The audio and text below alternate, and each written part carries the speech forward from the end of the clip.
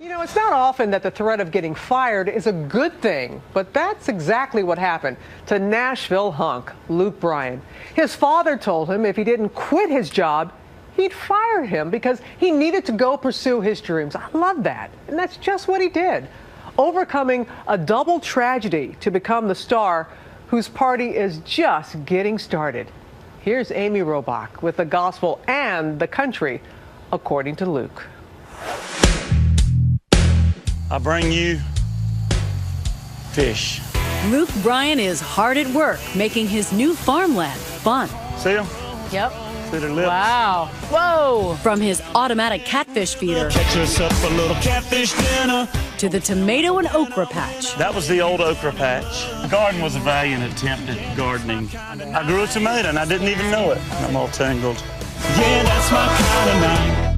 This country boy is equally at home down in the dirt or up on stage, where he's famous not only for his singing, but, well, his signature shake. They have a bunch of your signature moves all edited together to this rap song. A Luke Bryan butt-shaking mashup.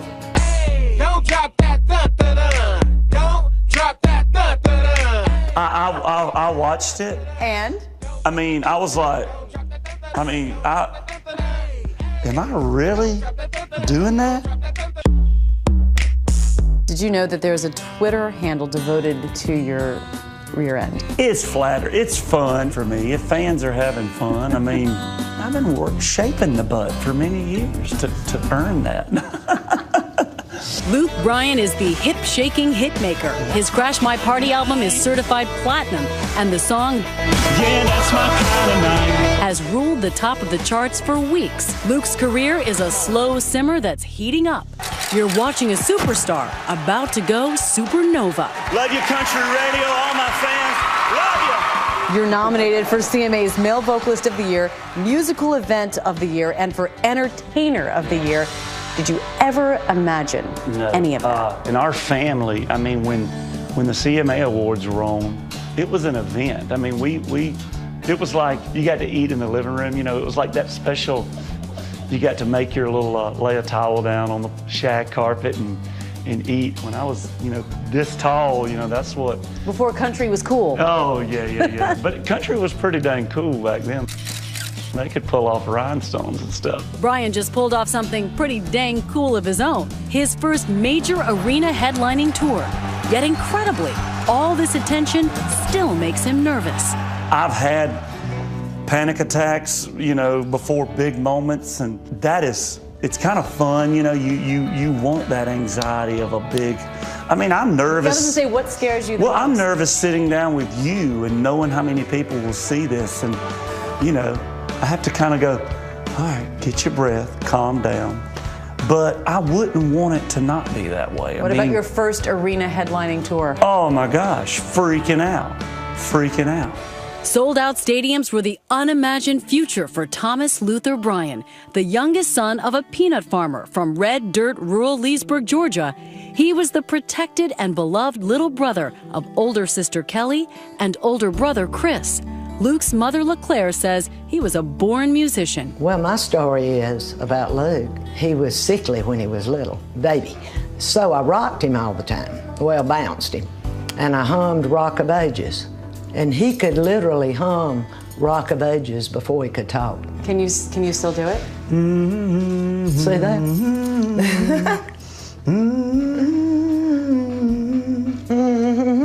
That's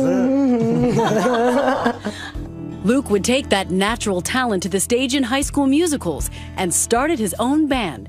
His mother loved his singing then and now. Do you have a favorite song? What's the pretty one? Drink a beer. Oh, yeah. Oh, Yeah. Can't believe you're really gone. that's us.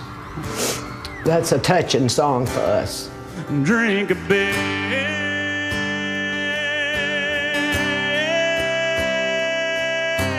It's a song of loss, something the Bryans know far too well. Just days before a 19-year-old Luke planned to leave home and move to Nashville to follow his dreams, came a true test of faith and family. My older brother Chris was unexpectedly killed in a car accident. What a crazy I mean, it's like I'm kind of hyperventilating talking about it, but it was just not a cool deal, you know. You never truly move beyond it. Luke decided to put his Nashville dreams on hold. Family came first. So Luke stayed home and went to college. He spent the next few years playing in bars at night and working on his father's farm during the day. Were you ever worried that he wouldn't start the career that he was meant to have? We knew Luke at some point would come to Nashville, but you know, you can't leave your family. And I couldn't bear the thought of him being away. Luke's sense of duty kept him home. His father, Tommy, knew the only way to get Luke to follow his destiny was to fire him. One day I told him, I said, you know, if you're going to pursue your music career, you need to pack your truck up and move to Nashville. So we had already They pushed me out of the nest. To Nashville he flew. Luke found early success as a songwriter. Not too long after, he signed as a performer and had his first hit song, All My Friends Say. All my friends say. Luke was invited to perform it at the famous Grand Ole Opry. His big sister Kelly organized 129 people, practically their entire hometown, to come up to see Luke's Opry debut. This photo of Kelly and Luke backstage at the Opry would be the last one they ever took together. Kelly unexpectedly died at home a few days later. Luke says the cause remains undetermined. Two unthinkable, my only siblings, you know, gone from the world in a flash, in two different, crazy, tragic manners. You've been very private about this side of your life. Why is it important for you to talk about it now? My main thing is it's important for people to know they're not alone. I love the fact that people can see that God still is gracious and humbling and powerful and can make things right too. And if me telling my story moves people down a positive path of hope and getting up out of the bed and getting back going, then you know, it's certainly worth telling. Coming out of the nightmare of tragedy, Luke is writing a new story, a fairy tale romance. He's married to his college sweetheart, Caroline. She's the star of his Crash My Party video and the leading lady of his life. Baby, you can crash my party anytime. Together, they're building a future for sons, Bo and Tate. Construction is underway for a new house on their Tennessee farmland. It's perfect, and I love being out here. As his song says, Welcome to the farm. Bye. So we're going to go mud bogging. We're going mud bogging. it's where a father can play in the mud with his son and where a new family story begins. At number 3 on our countdown of the greatest country duets, it's a heaping portion of a country fried cat fight.